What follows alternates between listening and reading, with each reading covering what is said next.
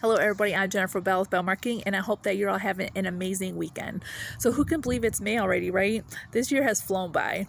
And today here in Detroit is finally warm, which I'm hoping that it stays this way because I'm trying to finishing up some painting and getting a little landscaping in, and then later I am planning on relaxing to get prepared for this new week. So today I just wanted to talk a little bit about your Facebook page. Of course, I have a business page. I think they're amazing. They're a great way to showcase your business while also giving information about yourself and giving other value. But I think the personal page is just a really excellent option when you're trying to connect with people on a deeper level. They can see more of you. So I'm going to be giving some tips about how to get that set up. So the first thing you want to do is get your cover photo. That is the photo at the very top. You want to make sure that you get that done professionally. Go on Fiverr, or maybe you find somebody on Facebook that you've seen their work. They do really amazing work. And you want to spend around $100 at least.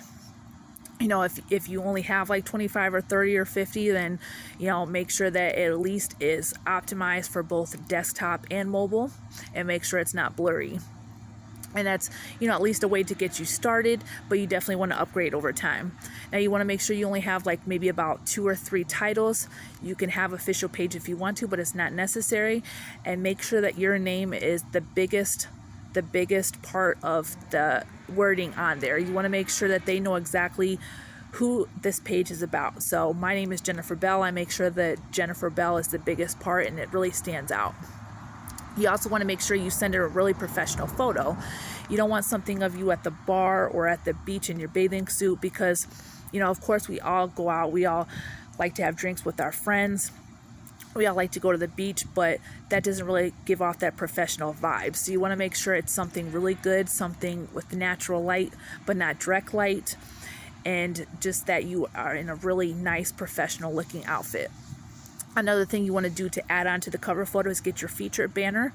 What that does is just really tie in with the cover photo, gives you that professional feel.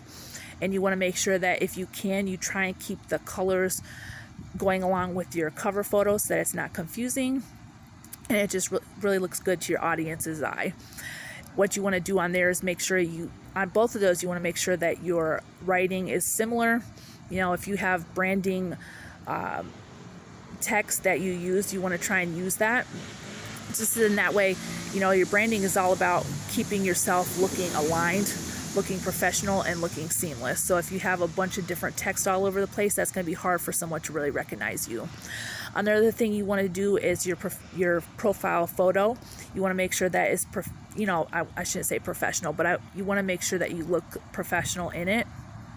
You want to make sure that it is crisp, that it is of your full face, that you are not, again, at the bar or at the beach, because of course, like I said before, people know that you'll do that. Everybody likes to hang out and have fun and spend time at the beach, but that just doesn't look professional. You want to make sure that you are in a professional outfit and that they can see your full face. You don't want something just of your pet, because your pet is not going to be running your page. So, of course, we all love pets. If you're holding your pet, that's a totally different story. But don't just make it of totally something else. You want to have your face in there. Now, the tips about the photos is you can do it yourself. Just make sure that you either have it on a tripod or that you have somebody with a steady hand take your photos, because you don't want blurry photos. When you see all the top leaders in the industry with their photos, they don't have blurry photos. They don't have out of focus or really dark photos. They always have really bright photos, really crisp photos. So you want to go along with that. They're top leaders for a reason, because they're doing something right. Another thing you want to do is make sure that you put your settings where people can't post on your page. Of course, we all want to support our friends. We want to be able to help them and boost them up, but you don't have to do that just by posting their stuff on your page. We all have an equal opportunity to be able to promote our business, and we don't have to use other people to do it. There's ways that you can help them by purchasing from them, giving them a testimonial, or engaging on their posts, which automatically starts showing their stuff to more people. You want to also make sure that you have your followers showing. What that does is show people that you are worth following. People are going to take you more seriously if you have 3,000 followers versus 200, because that shows that you're either giving value or you're just not boring. People generally don't like to follow people that are boring or that are not giving out value. So that is really important to show. Another thing that you want to do is to make sure that you keep your intro really short. You don't want to have a billion things on there. You can have, like in your cover photo, you have those 3 little titles, whether it's mentor, success coach, online marketer, whatever. You can have those in your intro, and then make sure that you keep your hobbies and interests down to a minimum. I'd say 5, no more than 10. Now, as people get to know you, they will start to learn more about you, more of what your interests are. But if you're planning on taking most of your photos about your family or gardening or working on cars, you want to have that one of those main 5 or 10.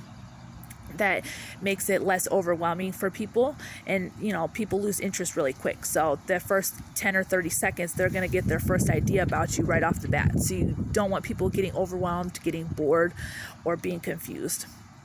You don't want to give them too much to look at, trying to figure out what's going on. So I hope that these tips helped.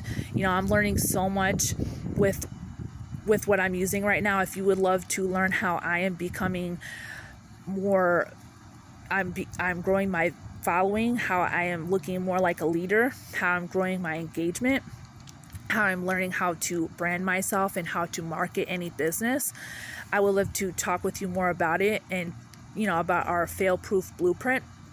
It is perfect whether you are a newbie or you are a seasoned marketer. If you're seasoned, then that's just an extra way to add an income, because many marketers are into multiple sources of income, and these days you really need that. And then if you're a newbie, it's great because you get to learn how to market any business, whether you are in direct sales or whether you're an MLM or whatever.